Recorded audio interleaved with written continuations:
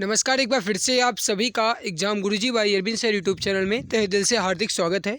मेरे प्यारे भाई, एसएससी जीडी भर्ती परीक्षा 2022-23 के लिए बेहतरीन लाजवाब क्लास आपकी जो है ये स्टार्ट हो चुकी है।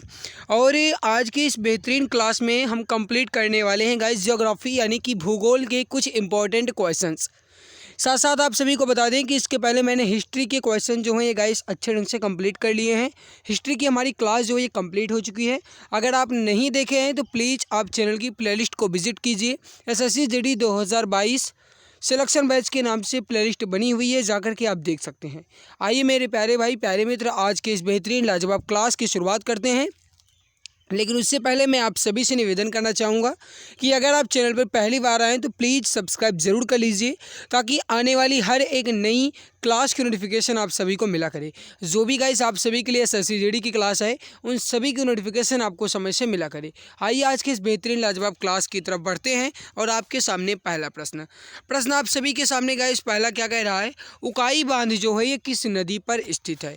इसका आंसर आपको बताना है। उकाई बांध जो है ये किस नदी पर है। एसएससी जीडी 1 दिसंबर 2021 का पूछा गया प्रश्न है। राइट आंसर हो जाएगा आपका, वो हो जाएगा ताप्ती नदी पर। ए आंसर जो है ये आपका बिल्कुल करेक्ट आंसर हो जाएगा। इसके गाइस कुछ यहाँ पर व्याख्यात्मक हल दिए गए हैं, इसको हम देख लेते हैं। जैसे उकाई बांध को बल्लभ सागर बांध के नाम से भी जाना जाता है और ये ताप्ती नदी पर स्थित है। अब जैसे अगर आपसे पूछा जाए कि बल्लभ सागर बांध जो है ये किस नदी पर है, तो आप क्या कहेंगे, ताप्ती नदी पर है, क्योंकि बल्लभ सागर बांध को ही उकाई बांध के नाम से जाना जाता है। तो आप इसको ध्यान में रखेंगे मित्र। आगे बढ़ते हैं। सरदार सरोवर के बाद यह गुजरात राज्य का दूसरा सबसे बड़ा बांध है। यानी कि कहा जाए कि सबसे बड़ा बांध कौन सा है, तो आप क्या कहेंगे, सरदार सरोवर बांध है। लेकिन अगर पूछा जाए दूसरा सबसे बड़ा बांध कौन सा है, तो आप क्या कहेंगे मेरे प्यारे भाई, उकाई बांध। ठीक है, या गाइस जो आपने ऊपर देखा ये क्या लिखा है यहाँ पर, बल्लभ सागर बांध। ठीक है। बाकी गाइस उकाई बांध का उपयोग जो है ये तापी जिले के उकाई शहर में बिजली उत्पादन, सिंचाई, बाढ़ नियंत्रण के लिए किया जाता है। और जो उकाई बांध है ये लगभग 300 मेगावाट की विद्युत इकाई लगा रखा है। ठीक है। आगे बढ़ते हैं गाइस, यहाँ पर कुछ इंपॉर्टेंट पॉइंट्स दिए गए हैं, यानी महत्वपूर्ण बिंदु दिए गए हैं जो आपकी परीक्षा की दृष्टि से इंपॉर्टेंट हैं। इसको आप यहाँ पर देख लीजिए। जैसे जो सोमाशिला बांध है गाइस ये आपका पेनार नदी पर बना हुआ है और ये है आंध्र प्रदेश में। टिहरी बांध जो है आपका ये उत्तराखंड में है, बना हुआ है ये भागीरथी नदी पर। हीराकुंड बांध जो है ये महानदी नदी पर बना हुआ है और ये उड़ीसा में है। फरक्का बांध जो है गाइस आपका ये हुगली नदी और कोलकाता पश्चिम बंगाल में है। सलाल बांध परियोजना जो है ये आपका जम्मू कश्मीर में पड़ता है और ये चिनाब नदी पर बना हुआ है। बाकी गाइस उरी बांध जो है आपका ये जम्मू कश्मीर में झेलम नदी के किनारे है। भाखड़ा नागल बांध जो है आपका ये सतलज नदी पर बना हुआ है, हिमाचल और पंजाब में। आगे बढ़ते हैं गाइस, रिहंद बांध जो है ये आपका ये रिहंद नदी पर है, ये आपका उत्तर प्रदेश में है। माता टीला बांध जो है ये बेतवा नदी पर है और ये भी आपका उत्तर प्रदेश में है। मैथन बांध जो है आपका ये बराकर नदी पर है और ये झारखंड में है। जवाहर सागर बांध जो है आपका ये चंबल नदी के किनारे बना हुआ है या फिर चंबल नदी पर बना हुआ है और ये आपका मध्य प्रदेश में है। नागार्जुन सागर बांध जो है गाइस आपका ये कृष्णा नदी पर बना हुआ है और ये तेलंगाना पर है। ठीक है। आगे गाइस बात करते हैं, इडुक्की बांध जो है ये आपका पेरियार नदी पर है और ये केरल राज्य में है। तो यहाँ पर जितने भी बांध ऊपर आपने देखा मेरे प्यारे मित्र प्यारे भाई बहन, आप इसको एक अच्छे ढंग से याद कर लीजिएगा। ठीक है। मैं पूरा PDF आपको टेलीग्राम पर दे दूंगा, आप अच्छे ढंग से देख लीजिएगा, क्योंकि गाइस ये आपके एग्जाम की दृष्टि से इंपॉर्टेंट है। आगे बढ़ते हैं। निम्नलिखित में से कृष्णा नदी की सहायक नदी कौन सी है। अब आपको ये बताना है कि जो कृष्णा नदी की सहायक नदी है वो कौन सी है। राइट आंसर हो जाएगा आपका, वो हो जाएगा घाट प्रभा नदी। डी आंसर आपका जो है ये बिल्कुल करेक्ट आंसर हो जाएगा। घाट प्रभा नदी जो है ये कृष्णा नदी की एक सहायक नदी है। आगे बढ़ते हैं गाइस, यहाँ पर इसके लिए कुछ इंपॉर्टेंट पॉइंट, जैसे कि आप यहाँ पर देख लीजिए। कृष्णा नदी जो है गाइस इसकी सहायक नदी घाट प्रभा है। कर्नाटक राज्य से होकर के ये घाट प्रभा नदी बहती है। घाट प्रभा नदी का उद्गम जो है ये सिंधु दुर्ग जिले के अम्बोली में हुआ है, आप इसको भी ध्यान में रखेंगे। महाराष्ट्र में इस नदी का नाम यानी घाटप्रभा नदी का नाम हिरण्यकेशी नदी है, इसको भी आप ध्यान में रखेंगे। कर्नाटक के हिंडकल बांध के बाद ये घाटप्रभा के नाम से जानी जाती है। ठीक है, कुछ इंपॉर्टेंट पॉइंट जैसे कि गाइस जो सहायक नदियाँ हैं, जैसे गंगा की सहायक नदी कौन कौन सी है, वो आपकी गोमती हो गई, घाघरा हो गया, गंडक, कोसी, यमुना और सोन।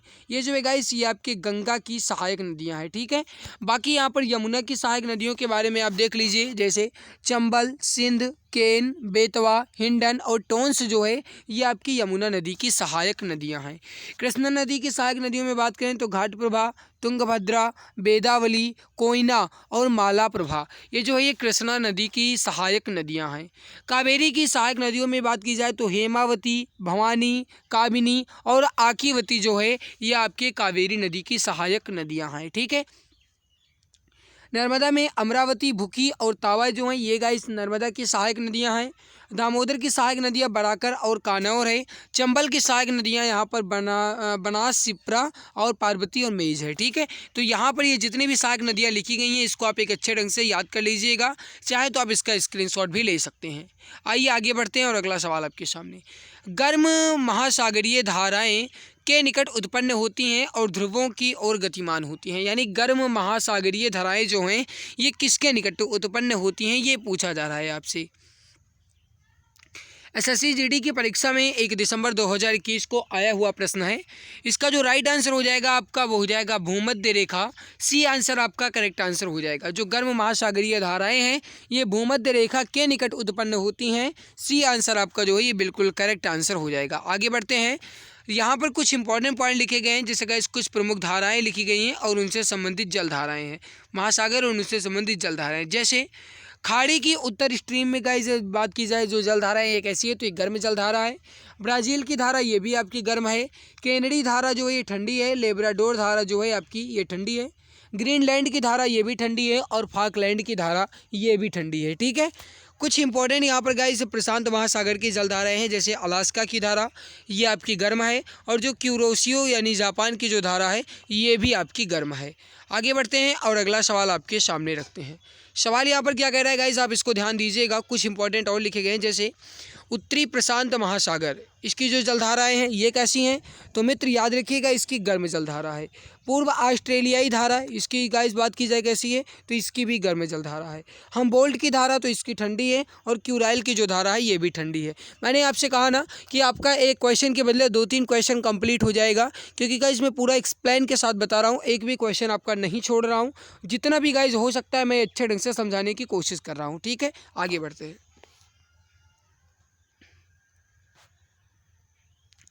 सवाल क्या कह रहा है कि भारत के कितने राज्यों की सीमा सिक्किम से जुड़ी हुई है। ये भी आपका 1 दिसंबर को आया हुआ प्रश्न है।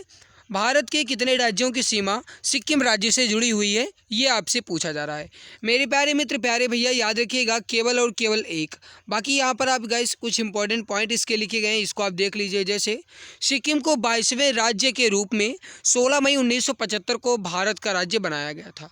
अब आपसे अगर पूछ लिया जाए भारत का राज्य कब बना, तो आप क्या कहेंगे? सिक्किम जो है भारत का राज्य कब बना, तो आप क्या कहेंगे मित्र? कहेंगे 16 मई 1975। ठीक है, 16 मई 1975 को। भारत में जनसंख्या की दृष्टि से सबसे छोटा और क्षेत्रफल की दृष्टि से सबसे छोटा जो है गाइस आपका वो कौन सा है, वो है आपका गोवा। ठीक है, क्षेत्रफल की दृष्टि से दूसरा सबसे छोटा है, माफ़ कीजिएगा। और भारत में एकमात्र राज्य पश्चिम बंगाल है जिसकी सीमा जो है ये सिक्किम से मिलती है। तो सिक्किम से सीमा जो है ये किससे मिलती है गाइस? कहा जाए तो भारत की केवल और केवल एक राज्य से, उस राज्य का नाम है पश्चिम बंगाल यानी वेस्ट बंगाल। कुछ यहाँ पर इंपॉर्टेंट गाइस अंतर्राष्ट्रीय सीमाएँ और उनसे संबंधित भारतीय राज्यों की सूची दी गई है, आप इसको यहाँ पर देख लीजिए और एक अच्छे ढंग से समझ लीजिए। जैसे अफ़गानिस्तान की सीमा जो है ये भारत के पीओके यानी कि जम्मू और कश्मीर से मिलती है। भूटान की सीमा जो है गाइस ये आपका पश्चिम बंगाल, सिक्किम, अरुणाचल प्रदेश और असम से मिलती है।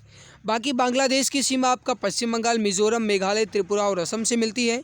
चीन की जो सीमा है ये आपका जम्मू कश्मीर, हिमाचल प्रदेश, उत्तराखंड, सिक्किम और अरुणाचल प्रदेश से मिलती है चीन की सीमा। ठीक है, बाकी गाइस म्यांमार की बात करें तो म्यांमार की जो सीमा है ये भी आपका अरुणाचल प्रदेश से मिलती है, नागालैंड से मिलती है, मणिपुर और मिजोरम से मिलती है।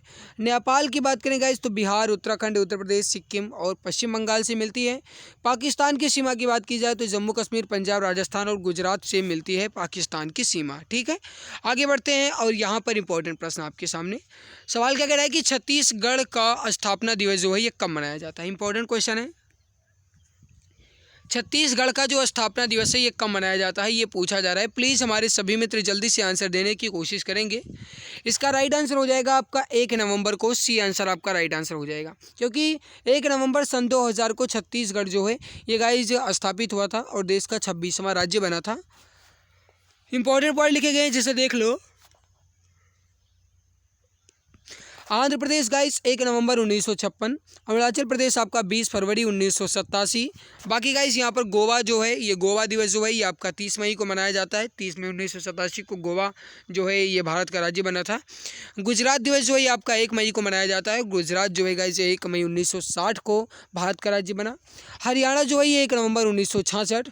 झारखंड जो है ये 15 नवंबर सन 2000।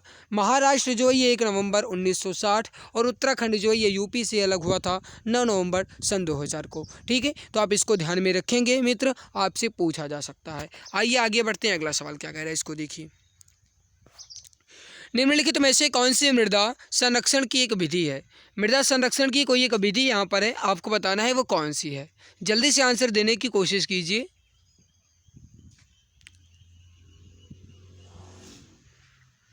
राइट हो जाएगा मृदा संरक्षण की विधि। मेरे मित्र याद रखिएगा, राइट हो जाएगा सीढ़ीदार खेती बनाना। सी आंसर आपका करेक्ट आंसर हो जाएगा। ठीक है, यहाँ पर इंपॉर्टेंट पॉइंट लिखे गए हैं, इसको देख लीजिए। हालांकि बहुत ज़्यादा इंपॉर्टेंट नहीं है, फिर भी देखना जरूरी है। मृदा संरक्षण से तात्पर्य उन्हीं विधियों से है जो मृदा को अपने स्थान से हटाने से रोकती हैं। मृदा संरक्षण का मतलब क्या हुआ, एक स्थान से दूसरे स्थान पर मिट्टियाँ ना जाएँ। जैसे आपने बरसात के मौसमों में देखा होगा जो गाइस पानी आता है छत का, अगर छत के पानी के नीचे कोई मिट्टी रखी हुई है या गाइस जहाँ पर भी ढाल है पानी अगर बह रहा है तो आपने देखा होगा जब पानी बह जाता है तो उसके बाद कहते हैं मिट्टी हमारी बह गई है, और उसके लिए गाइस कुछ यहाँ पर घास फूस लगाते हैं ताकि मिट्टी ना बहे, है ना। तो मेरे प्यारे भाई क्यों ये बहने का जो है ना, मिट्टियों के बहने का, इसे ही कहा जाता है मृदा संरक्षण। ठीक है, यह मृदा अपर्दन, बात एक ही है। मृदा संरक्षण की विधियाँ जो हैं जैसे ये वनों की रक्षा करती हैं, वृक्षारोपण बांध बनाना, भूमि उद्धार, बाढ़ नियंत्रण, सीढ़ीदार खेती बना दिया जाए तो मृदा जो गाइस है मृदा संरक्षण की विधि है। ठीक है, मृदा को रोकने की।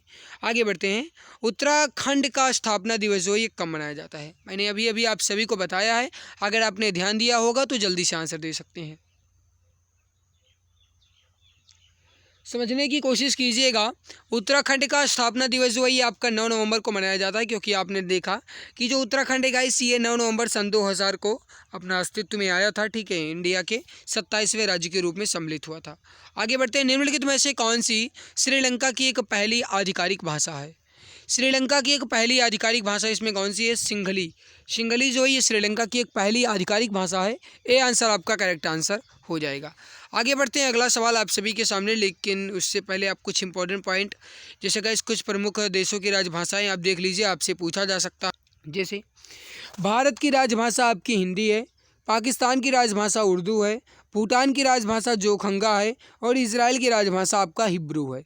आगे बढ़ते हैं गाइस, अगला कुछ इंपॉर्टेंट यहाँ पर क्वेश्चन आप सभी के सामने। क्वेश्चन क्या कह रहा है इसको आप देख लीजिए यहाँ पर। चलिए आंसर मिल गया है, कोई बात नहीं।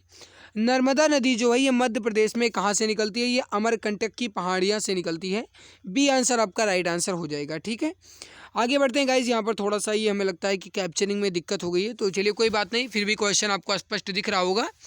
निम्नलिखित में से कौन सा मृदा निर्माण का एक कारक नहीं है। मृदा निर्माण का कोई एक कारक इसमें नहीं है बात कर रहा है, ध्यान दीजिएगा कौन सा इसमें नहीं है। राइट हो जाएगा आपका, हो जाएगा अकार्बनिक सामग्री की भूमिका। ए आंसर आपका करेक्ट आंसर हो जाएगा। लेब्राडोर सागर और भूमध्य सागर किस महासागर के एक हिस्सा है। राइट आंसर हो जाएगा आपका, हो जाएगा अटलांटिक महासागर का। ए आंसर आपका जो है करेक्ट आंसर हो जाएगा। आगे बढ़ते हैं, अगला सवाल एसएससी जीडी 2 दिसंबर 2021 की परीक्षा में पूछा गया प्रश्न है। जो गाइस प्यूटोरिका खाई है, यानी कि प्यूटोरिका ट्रेंच है, ये किस महासागर में है। प्यूटोरिका खाई जो है ये किस महासागर में है, ये पूछा जा रहा है। राइट हो जाएगा डियर फ्रेंड्स आपका, वो हो जाएगा अटलांटिक महासागर में। डी आंसर आपका करेक्ट आंसर हो जाएगा। यहाँ पर कुछ इंपॉर्टेंट पॉइंट लिखे गए हैं, जैसे गाइस जो पोर्टो रिको ट्रेंच है, यानी आपने देखा पेट्रोरिका जो है ये आपका अटलांटिक महासागर में है। और विश्व की दूसरा सबसे गहरा ट्रेंच या सबसे गहरा गर्त जो है ये कौन सा है, तो आपका ये पोर्टो रिका है। ठीक है, इसकी जो लंबाई है ना मेरे प्यारे भाई, ये है आपकी 8380 मीटर लगभग। ठीक है, जो यहाँ पर आपका पोर्टो रिको ट्रेंच है इसकी लंबाई कितनी है, इसकी लंबाई है कम से कम गाइस कहा जाए तो 8380 लगभग है। मेरियाना ट्रांच धरती का सबसे गहरी जगह है। मेरियाना जो ट्रेंच है या मेरियाना गर्त जो है ये गाइस विश्व का या धरती का या गाइस कहा जाए इस पूरे मतलब ब्रह्मांड का, ठीक है ब्रह्मांड की बात ही कर लूँ तो गाइस पूरे विश्व धरती का सबसे गहरा गर्त कौन सा है, तो आपका मेरियाना गर्त है, यानी मेरियाना ट्रेंच है। ठीक है, और यह समुद्र से लगभग 10,898 मीटर से 10,916 मीटर तक गहरा है। ठीक है, 10,898 या लगभग 10,916 के आसपास है। मेरियाना ट्रेंच जो है ना ये फिलीपींस के पूर्व में है, आप इसको भी ध्यान में रखेंगे, आपसे पूछा जा सकता है, एग्जाम में आने की संभावना है। आगे बढ़ते हैं, मिट्टी की सबसे निचली परत को क्या कहा जाता है। जो मिट्टी की सबसे निचली परत होती है इसे क्या कहा जाता है मेरे प्यारे मित्र, याद रखिएगा इसे तल सेल के नाम से जानते हैं, यानी बेड रॉक के नाम से जानते हैं। हिंद महासागर में कौन सी समुद्री बंदरगाह स्थित है। हिंद महासागर में कौन सा समुद्री बंदरगाह है ये आपसे पूछा जा रहा है, जल्दी से आंसर देने की कोशिश कीजिए। राइट आंसर हो जाएगा आपका, वो हो जाएगा यहाँ पर guys Kochi port Kerala. Right answer हो जाएगा बी आंसर आपका करेक्ट आंसर हो जाएगा। आगे बढ़ते हैं, अगला सवाल आपके सामने, तमिलनाडु, आंध्र प्रदेश और केरल में पाई जाने वाली किस प्रकार की मिट्टी काजू जैसी फसलों के लिए सबसे उपयुक्त है। कहने का मतलब यह है कि तमिलनाडु हो गया, उसके आसपास के क्षेत्र जैसे आंध्र प्रदेश हो गया, केरल हो गया, इसमें काजू के लिए जो सबसे ज़्यादा उपयुक्त मिट्टी है ये कौन सी है, आपसे ये पूछा जा रहा है। जल्दबाजी नहीं करेंगे, समझने के बाद आंसर देंगे, ठीक है, क्योंकि जल्दी का काम जो है मेरे प्यारे भाई ये शैतान का होता है, आपने सुना होगा, तो शैतानी वाला काम नहीं करना है। ठीक है, और जल्दी से आंसर देने की कोशिश भी करना है। तो देखो यहाँ पर जो तमिलनाडु, आंध्र प्रदेश, केरल में पाई जाने वाली मिट्टी है वो आपकी यहाँ पर हो जाएगी लाल लैटेराइट मिट्टी, जो कि गाइस काजू जैसी फसल, काजू होता है ना, काजू बादाम किशमिश कहते हैं, तो वही काजू आपका जो मेवा होता है ना उसके लिए सबसे ज़्यादा उपयुक्त मिट्टी होती है। कुछ इंपॉर्टेंट पॉइंट जैसे गाइस जो काजू की खेती है ये आपका गाइस कहा जाए केरल, आंध्र प्रदेश, तमिलनाडु जैसे ही राज्यों में होगी ना, क्योंकि ये सबसे उपयुक्त मिट्टी वहीं पर मिलती है। आगे, निम्नलिखित में से कौन सा ऊर्जा का एक पारंपरिक स्रोत है। ऊर्जा का जो एक पारंपरिक स्रोत है आपका वो हो जाएगा यहाँ पर कोयला। क्या हो जाएगा, कोयला जो है ये बिल्कुल करेक्ट आंसर हो जाएगा। आगे बढ़ते हैं गाइस, नगर की एक जलग्रीवा चैनल, यानी चैनल जो है ये जहाँ पानी को बलपूर्वक उत्थान द्वारा भूमि के ढलान की विपरीत दिशा में प्रवाहित किया जाता है, वो क्या कहलाती है। उसे हम कहते हैं उत्थान प्रणाली। क्या कहते हैं, उत्थापन प्रणाली। बी आंसर आपका करेक्ट आंसर हो जाएगा। आगे बढ़ते हैं, किस श्रेणी को ऊपरी एशिया की रीढ़ के रूप में जाना जाता है। किस श्रेणी को ऊपरी एशिया की रीढ़ के रूप में जाना जाता है। राइट आंसर हो जाएगा आपका, वो हो जाएगा काराकोरम श्रेणी को। ए आंसर आपका जो है ये बिल्कुल करेक्ट आंसर हो जाएगा। जो भी मित्र ऑप्शन ए बता रहे हैं बिल्कुल सही आंसर हो जाएगा। मेरे मित्र कुछ इंपॉर्टेंट पॉइंट जैसे काराकोरम श्रेणी जो है ये हिमालय पर्वत का ही एक भाग है। प्राचीन नाम इसका कृष्णगिरी था। जैसे आपसे पूछ लिया जाए कि काराकोरम श्रेणी का प्राचीन नाम या पुराना नाम जो है ये क्या था, तो आप क्या कहेंगे, कृष्णगिरी। काराकोरम किर्गिज भाषा का एक शब्द है। जो काराकोरम है इसका अर्थ होता है भुरभुरी मिट्टियाँ। ठीक है, इसका विस्तार जो है ये गाइस जो काराकोरम का विस्तार है काराकोरम श्रेणी का, ये आपका भारत में, पाकिस्तान में, चीन में जो है। ठीक है, और ये उच्च एशिया की रीढ़ भी कहा जाता है। उच्च एशिया का जो रीढ़ है ये किस श्रेणी को कहा जाता है, तो इसे हम काराकोरम श्रेणी को कहते हैं। इसको आप ध्यान में रखेंगे, हो सकता है आपसे पूछ लिया जाए। कुछ इंपॉर्टेंट पॉइंट जैसे गाइस लद्दाख श्रेणी कहाँ पर है, ये जम्मू कश्मीर में है। जास्कर श्रेणी कहाँ पर है, यह भी आपका जम्मू कश्मीर में है। पीर पंजाल श्रेणी कहाँ है, ये भी आपका जम्मू कश्मीर में है। कामेत पर्वत जो है ये आपका कहाँ पर है, ये आपका उत्तराखंड में है। धौलागिरी पर्वत जो है ये कहाँ पर है, ये आपका हिमाचल में है। गुरु शिखर जो है गाइस ये आपका राजस्थान में है। ठीक है, और जो नागा पहाड़ी है ये आपका नागालैंड में है। अरावली श्रेणी जो है ये आपका गुजरात में है, माउंट आबू राजस्थान में है, सतपुड़ा आपका मध्य प्रदेश में है और अजंता श्रेणी जो है ये है आपका महाराष्ट्र में है। इसको आप ध्यान में रखेंगे, आपसे पूछा जा सकता है। अगला सवाल गाइस आप सभी के सामने सवाल क्या कर रहा है इसको आप यहाँ पर देख लीजिए। सवाल है गाइस कि भारत में हरित क्रांति के दौरान खेती के आधुनिक तरीकों को आजमाने वाला पहला राज्य निम्नलिखित में से कौन सा था? राइट हो जाएगा आपका Punjab, B answer correct answer हो जाएगा। आगे बढ़ते हैं मेरे प्यारे मित्र, कुछ यहाँ पर इंपॉर्टेंट पॉइंट लिखे गए हैं, यानी कुछ रिवॉल्यूशन से संबंधित आपका दिया गया है जो कि परीक्षा की दृष्टि से इम्पॉर्टेंट है। जैसे श्वेत क्रांति जो है ये आपका किससे संबंधित है? तो ये दुग्ध उत्पादन से संबंधित है, यानी और गाइस जो इसके जनक माने जाते हैं या जो इसके मेन माने जाते हैं वो कौन माने जाते हैं? तो वो आप बताएंगे वर्गीस कुरियन। ठीक है। नीली क्रांति जो है आपका मत्स्य पालन यानी कहा जाए तो मछली पालन, ठीक है, इससे संबंधित है जो आपकी ब्लू रिवॉल्यूशन है। और जो आपकी पीली क्रांति है ये तिलहन उत्पादन से है यानी सरसों के उत्पादन से है। लाल क्रांति जो है ये मांस व टमाटर के उत्पादन से संबंधित है। गोल क्रांति आपका आलू के उत्पादन से है और सुनहरी क्रांति जो है ये आपका फल के उत्पादन से संबंधित है। आगे बढ़ते हैं भैया और अगला सवाल आपके सामने क्या कह रहा है इसको आप ध्यान से देखिएगा। एसएससी जीडी की परीक्षा में पूछा गया प्रश्न है, क्या कह रहा है?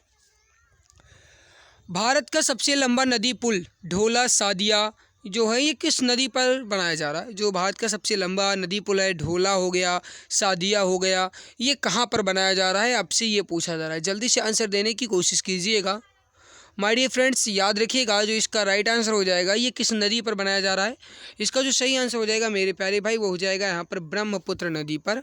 करेक्ट आंसर क्या हो जाएगा आपका? ब्रह्मपुत्र। सी आंसर आपका एग्जैक्ट सही आंसर हो जाएगा। कुछ इंपॉर्टेंट पॉइंट जैसे आप देख लो, भूपेन हजारिका सेतु या जिन्हें आप ढोला सादिया पुल कहते हो ये भारत का एक सबसे लंबा पुल है। अगर आपसे पूछा जाए भारत का सबसे लंबा पुल कौन सा है तो आप क्या कहेंगे? भूपेन हजारिका सेतु या गाइस ढोला सादिया पुल।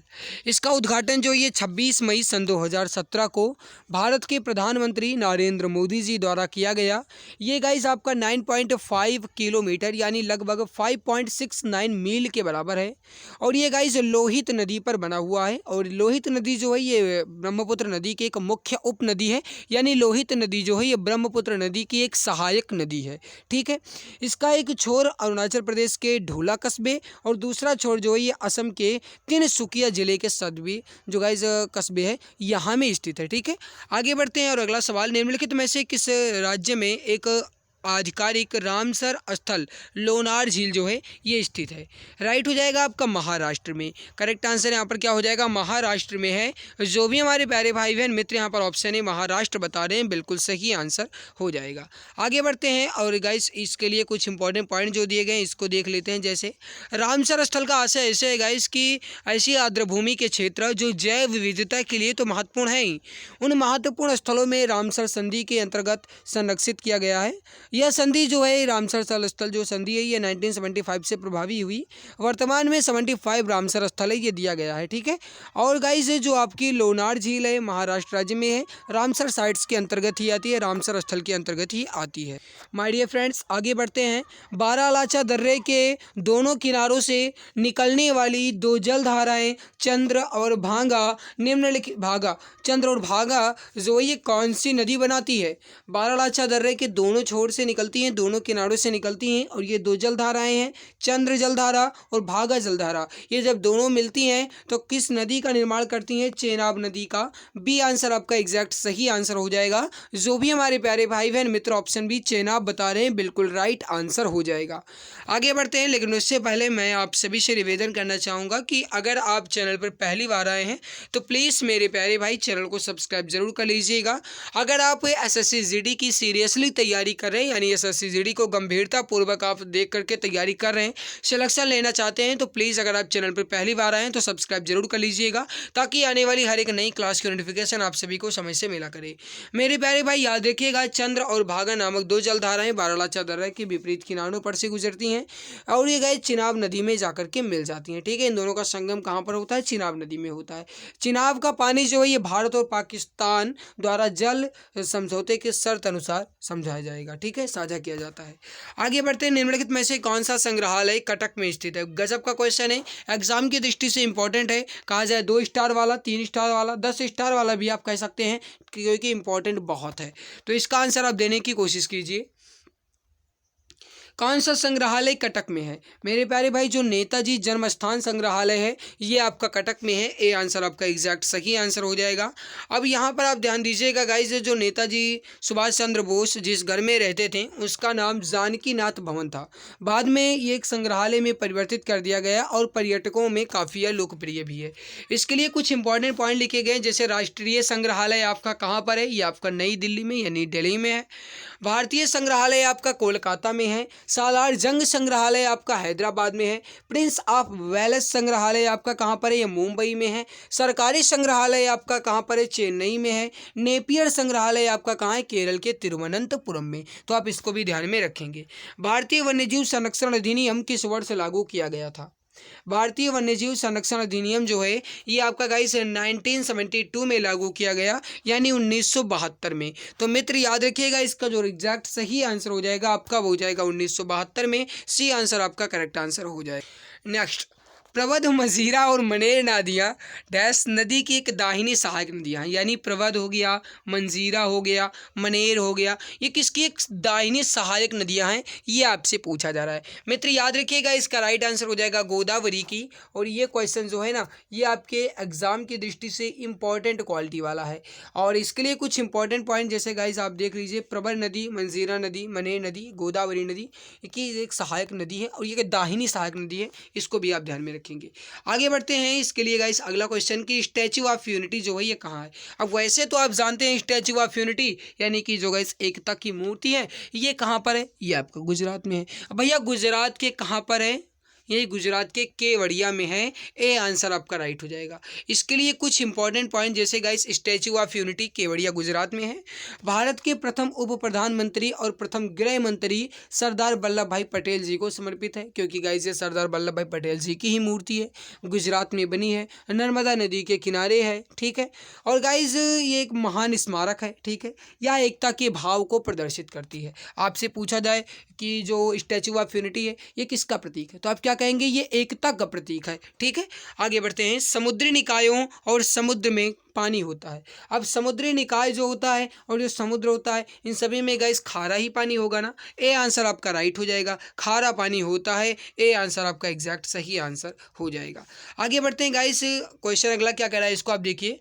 और ताप्ती नदियाँ एक दूसरे के लगभग समानांतर बहती हैं लेकिन विपरीत दिशाओं में खुद को खाली कर लेती हैं। कौन कौन सी नदी? एक हो गई आपकी गाइस नर्मदा नदी और दूसरी हो गई आपकी ताप्ती नदी। ये एक दूसरे के लगभग समांतर में बहती हैं और एक दूसरे के विपरीत दिशाओं में खुद को खाली भी कर लेती। ए आंसर आपका राइट होगा। आगे बढ़ते हैं अगला सवाल। मेरे मित्र याद रखिएगा, जो नर्मदा और ताप्ती नदियां हैं ये पूर्व से पश्चिम दिशा की ओर बहती हैं। ये गाइस यही एक दो नदी है जो पूर्व से पश्चिम बहती है, बाकी नदियां पश्चिम से पूर्व की ओर बहती हैं। मध्य प्रदेश से निकलने वाली दोनों नदियां जो हैं यानी नर्मदा नदी और जो ताप्ती नदी है, क्योंकि ये गाइस मध्य प्रदेश की अमरकंटक पहाड़ियाँ से निकलती हैं और ये अरब सागर के जो खंबात की खाड़ी है यहाँ पर जाकर के गिर जाती हैं। आगे बढ़ते हैं, अगला सवाल आप सभी के सामने। हमारे सौरमंडल के बाहर निम्नलिखित में से कौन सा ऐसा ग्रह है जो आमतौर पर हमारी आकाश गंगा में किसी अन्य तारे की परिक्रमा करता है? यह आपसे पूछा जा रहा है। राइट हो जाएगा आपका, वो हो जाएगा एक्सो प्लैनेट। क्या हो जाएगा? एक्सो प्लैनेट। डी आंसर आपका एग्जैक्ट सही आंसर हो जाएगा। और गाइस यहाँ पर कुछ इंपॉर्टेंट पॉइंट लिखे गए, जैसे बहिर्ग्रह या गाइस एक्सो प्लैनेट जो है ना, बहिर्ग्रह जो है या गैर सौरीय ग्रह यानी एक्स्ट्रा सोलर प्लैनेट जो है गाइस, ये ऐसे ग्रह को कहा जाता है जो हमारे सौरमंडल से बाहर स्थित हैं और अन्य किसी तारे की परिक्रमा करते हैं, ठीक है। अन्य किसी दूसरे तारे की परिक्रमा करते हैं और सौरमंडल से बाहर हैं। सूर्य के चारों ओर चक्कर लगाने वाले जो विभिन्न ग्रह हैं, धूमकेतु, उल्का, अन्य आकाश पिंड जो हैं, इन सभी को हम सौरमंडल कहते हैं, सोलर सिस्टम कहते हैं। सौरमंडल में कुल मिलाकर के 8 ग्रह हैं, बुध, शुक्र, पृथ्वी, मंगल, बृहस्पति, शनि, अरुण, वरुण। शुक्र जो है गाइस सौरमंडल का सबसे गर्म ग्रह है, सबसे चमकीला ग्रह है शुक्र। और जो गाइस बुध, शुक्र और शनि और बृहस्पति है और जो मंगल है, इनको खुली आंखों से भी देखा जा सकता है, ठीक है। ठीक है। तो आपसे अगर पूछा जाए कि नग्न आंखों से हम किसको किसको देख सकते हैं, तो बुध, शुक्र, शनि, बृहस्पति और मंगल। आगे बढ़ते हैं, अगला सवाल, निम्नलिखित में से कौन सी नदी जास्कर यानी जंसकार और लद्दाख पर्वतमालाओं के बीच बहती है, ये आपसे पूछा जा रहा है। राइट हो जाएगा आपका, वो हो जाएगा सिंधु नदी। सी आंसर आपका एग्जैक्ट सही आंसर हो जाएगा। कुछ इंपॉर्टेंट पॉइंट जैसे जस्कर यानी जस्कार लद्दाख के बीच सिंधु नदी में बहती है। सिंधु नदी जो लद्दाख की एक जीवन रेखा है। लेह, रो, बास्को आदि सिंधु नदी के किनारे बसे हुए हैं। यहाँ पर गाइस अगला सवाल आप सभी के सामने, हिमालय पर्वत की सुदूर उत्तरी पर्वतमाला को किस नाम से जाना जाता है? इसका आंसर आपको वीडियो के नीचे कमेंट सेक्शन में कमेंट करके बताना है। मेरे प्यारे भाई, मैं आप सभी को बता दूं कि ये क्वेश्चन जो है ये आपके एग्जाम की दृष्टि से तो इंपॉर्टेंट है ही। दूसरी बात गाइस, जो क्वेश्चंस मैं आपको बता रहा हूँ इसके एक्सप्लेनेशन आप सभी को बता रहा हूँ, ये सारे आपके इंपॉर्टेंट है, आपकी परीक्षा में पूछे जा सकते हैं। तो गाइस आप इसका आंसर अगर जानते हैं तो बता दीजिएगा, नहीं जानते हैं कोई बात नहीं, मैं इसको कल की क्लास में बता दूंगा, ठीक है। अच्छी लगी है तो लाइक ज़रूर कीजिएगा, चैनल पर पहली बार आए तो मित्र थम्स अप करके ज़रूर बताइएगा, लाइक ज़रूर कीजिएगा, ठीक है। और सब्सक्राइब तो कर ही लीजिएगा ताकि आने वाली हर एक नई एसएससी जीडी की क्लास की नोटिफिकेशन आप सभी को समय से मिला करे।